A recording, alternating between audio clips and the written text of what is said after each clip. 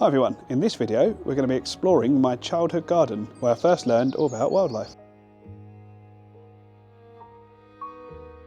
My old bedroom might be a weird choice for a wildlife video, but looking out this window I've seen plenty of wildlife over the years, woodpeckers in those leandrii to the left, and there was a pear tree straight out ahead of us here.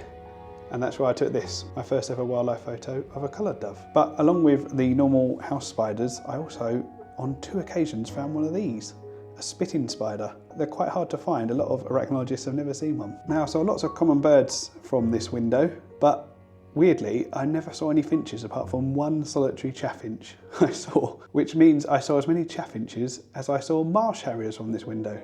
One morning, a heron randomly sat on the shed roof, and I got this shot of a jay through the window, but perhaps the top sighting from this house was actually from the top floor bathroom, when great tits nested in the top of the soil pipe. As you can probably guess, my parents are really good gardeners, and the garden is your standard lawn with lots of lovely flower beds. And there's a veg patch beyond that, and behind the shed was a little wildlife area. But we're going to see what we can find here today. I'm going to start off looking for some insects in the flower beds. Now I could always rely on seeing insects in spring and summer because my parents were very good at growing flowers. It's only the start of April, so things haven't really got going, but there's a few bits about, so let's see what we can film. There's a whole load of hoverflies and hairy-footed flower bees flying around, so let's see if I can get them. Some of the hoverflies posed for me, and this one even landed right in front of me. The flower bees were less cooperative, and this was all I got that day. I've been interested in wildlife as long as I can remember, and I always wanted to be a bit of a wildlife photographer. So I imagine 8-year-old me's head would have exploded if I knew that I'd be able to explore it with gear like this one day. There's a few interesting bits around the flower beds themselves here. Some wolf spiders were basking on the wooden border. This dockbark was wandering round and stopping in awkward places to film. This flesh fly was cleaning its legs. And another hoverfly posed for me. And over the years, I managed to photograph a few bits and pieces in the garden. It was always a good garden for spiders, and these 2 shots are 2 of my favourite spider shots. And on another day, I came across the largest stone spider I've ever seen. And in more recent years, this toad turned up when I was chatting to my frog-obsessed podcast co-host on the phone one day. As already mentioned, we've got some common garden birds growing up, you know, the standard collared doves and robins and stuff. But standing here in the garden, in recent years I've been hearing goldcrests, probably in the leandrii trees over there, and I hear goldfinches. I'm not sure if they were here all along and I never heard them because I wouldn't recognise the call, or they're something that's just turned up. But something I've heard this morning was a chiff-chaff calling. I definitely never heard that. I think I would have recognised that call. And I've recently been hearing the ringlet parakeets flying over, and I'm pretty sure I would have recognised them flying over, so that's a new arrival. When I first got my Sony bridge camera for slow motion video, one of the first places I tried it was my mum's garden, on hairy-footed flower bees, and I managed to slow down their near hyperactive buzzing from flower to flower.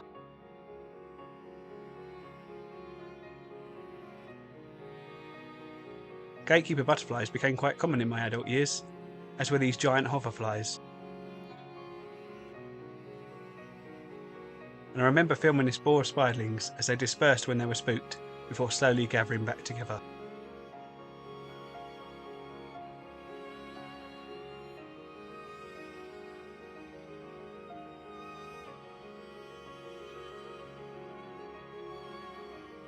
I've now come down to the veg plot area, and this is where I used to get in trouble with my parents for lifting up pots and stones and stuff and not putting them back properly. So, and I use the stones to walk around on, so you know, trip hazard and all that, so fair enough. But this time I'm not going to walk around with a bug pot to put the creatures in. I'm going to be trying to film them with this, the Laowa probe lens. Now this lens, the first 3 that were bought in the country went to the BBC Natural History Unit, which once again would definitely have blown the mind of 8-year-old me. Heck, it would have blown the mind of 20-year-old me. So let's see what we can find. There's a little centipede. It's on a mission though. It was a soil-dwelling geophid earth centipede. I used to find loads of these as a child, and on a couple of occasions kept some in a big jar of soil. They have over 100 legs, with only 1 pair of legs per segment, as found in all centipedes, not the 2 pairs found in millipedes. Just moved some pots and found a nice big woodlouse. It was a common rough woodlouse, a species common in gardens, including this one. There was a lot of flies buzzing around, I just realised why. One of the frequent visitors to this garden has left a present for us. I got some trail cam footage of the foxes over the years. We would sometimes get whole families visit the garden. I'd rarely see them, but of course I'd capture them on my trail cam. As a resident naturalist in my house, my dad would of course direct all complaints about my foxes to me. Mostly about the smell. To be fair, they just seem to wee a lot in our garden.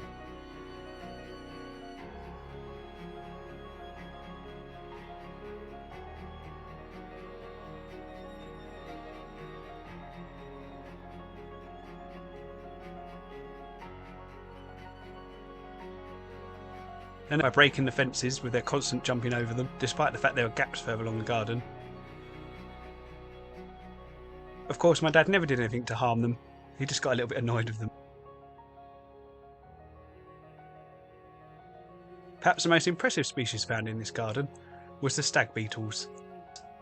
I saw one once or twice as a child, but after returning home after university and starting wildlife photography, I would quite often find them on the old pear tree in the evenings of May and June, and occasionally I find them stuck in washing up baskets and pots during the day.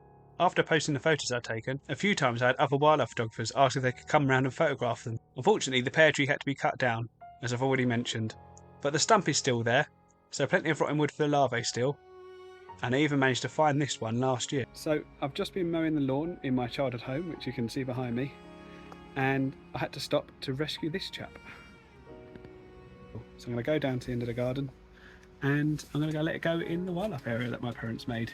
We're going to finish up here exploring the pond, which is where I got my interest in pond creatures. Now this is my rubbish old net because this pond actually has crassularian, which is an invasive plant, and I don't want to spread it, so I'm actually going to throw this net away when I finish this. I used to catch newts with my bare hands, so hopefully I'll catch one today. Well, that's good to see. You can just about see it swimming around there. There's a newt tadpole or two in here, so at least I know the newts are breeding still. These would have overwintered from eggs that were laid last year. And I just found this lady, a lovely female smooth newt.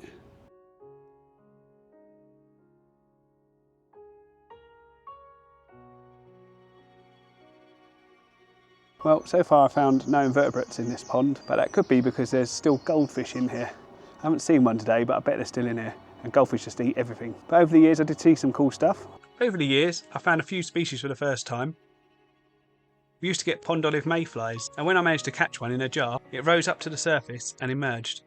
I got very excited one year as I found some dragonfly nymphs, which I now know were probably common darters. Funnily enough, I never saw many dragonflies around the pond, though on at least 2 occasions southern hawkers got trapped in our house and had to be released. But in recent years I did start to find adult common darters. But now I'm going to have one last dip, which will probably be the last time I ever look in this pond. And now the net's ripped. See if we got anything. Well, I found precisely 0 invertebrates in the pond, but there must be some in there because there's all these newts. Yeah, pale one's a female and there's a male.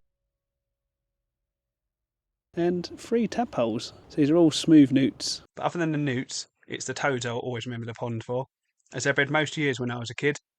And I remember listening to the males squeaking from little gaps around the pond.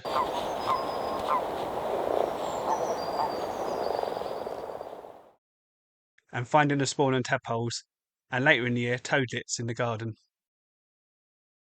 So you might be thinking, why am I recording this video? Or some of you might have guessed from the empty rooms and the fairly empty garden that this house is being sold. So this will probably be the last time I ever look around it, certainly as well as I am today. It's been a good garden, nothing particularly special wildlife wise, apart from maybe the stag beetles, they're pretty cool. It served me well, and it's where my interest in nature started, so I always remember it. Lots of good memories, lots of good first-hand wildlife encounters, and hopefully the new owners will keep at least some of the wildlife features. Thanks so much for watching.